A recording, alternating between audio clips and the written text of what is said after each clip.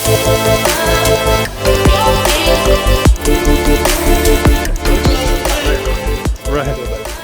were lifting these large tables. For our animal clinic project. Animal clinic, they were surgery tables. Solid metal, 170 pounds or something. And as we were lifting up, we had to get really low because we had to get the bottom of it onto the back of the truck. And as we were lifting up, my partner actually kind of pushed forward. Yeah. So he pushed the table onto me, which knocked me. You pretty much fell into the concrete. And I slammed onto the concrete with the weight full of the weight of the on table on top. Yeah. So I have it looks like a purple basketball.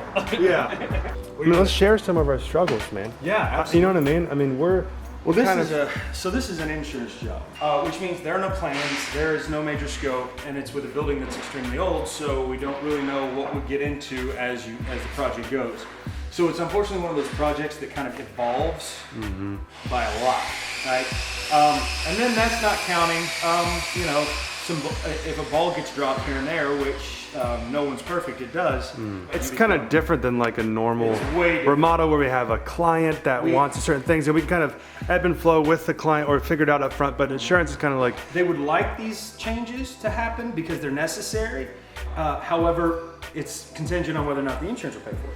Exactly. You know? And then there's a lot more paperwork that has to go into it. Gosh, but guys, I mean, from the last time they saw this place, this is a complete change. I mean, the flooring's down, the trim carpentry is going up. Well, it's like this. This is a perfect example. Beams are wrapped. Remember those?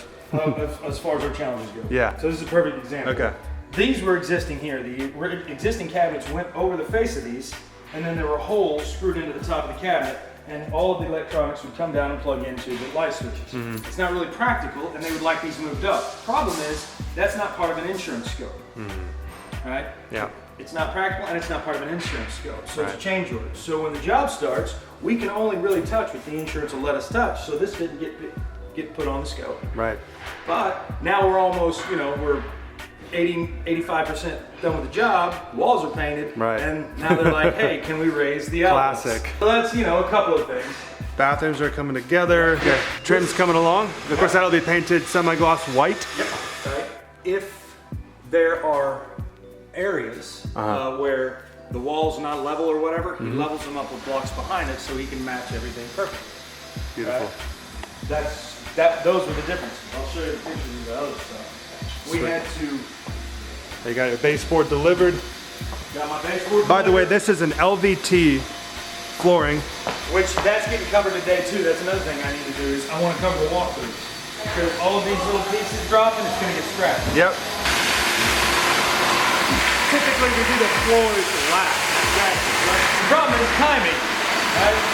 We had the floor scheduled to go in at a certain time, but one of our contractors dropped the ball, which we ended up having to replace. With that said, there was a lot of work that didn't get done. If we took the flooring guys off, they wouldn't be able to come back for several months. Right. And we can't afford. We just had to get it done. So we had to go ahead and put it in, which means now I've got to do some extra cleaning. I've got to get this floor covered because I don't like the fact that all this work's going on over it.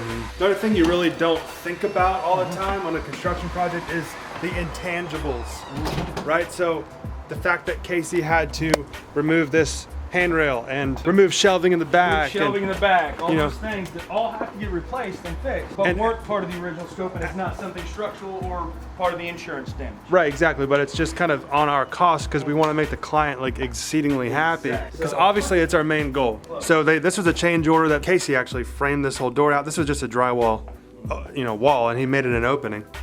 Okay, they want to enclose this one now? So we're kind of switching the door from here to there. Okay, closing that door, leave this door.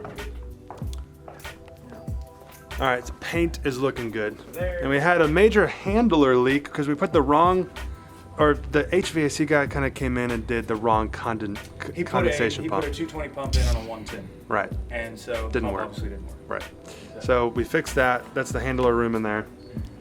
And as you can feel, it's nice and cool in here. Upstairs too. Oh. That's Jim, our electrician. I don't know what's up with that. So this is one of the drawers that was sent with Home Depot, through Home Depot. Nice. That's how it came? Yep, that's how it came. Yeah. These are in boxes. I'll show you the boxes, so that it's not like nobody can open them and play with them. And this door will open, right? We got done. All right. So we just don't have it. Yeah. And of course, there's our supplies, hot and cold, and then the drain. And then we have electrical here for the fridge. And do we have a water line? He put it in so it's stubbed out in the cabinet. He'll turn it over, he'll put a box right here, and then come from that box to the fridge. Got it. Because so the box is hidden and everything is fit flush. Right. Okay. If you have any doubt, ask an electrician. If you have plumbing questions. Yeah, you find one, let me know. Yeah. Boom. Roasted. Got him. Thanks, man. See you later.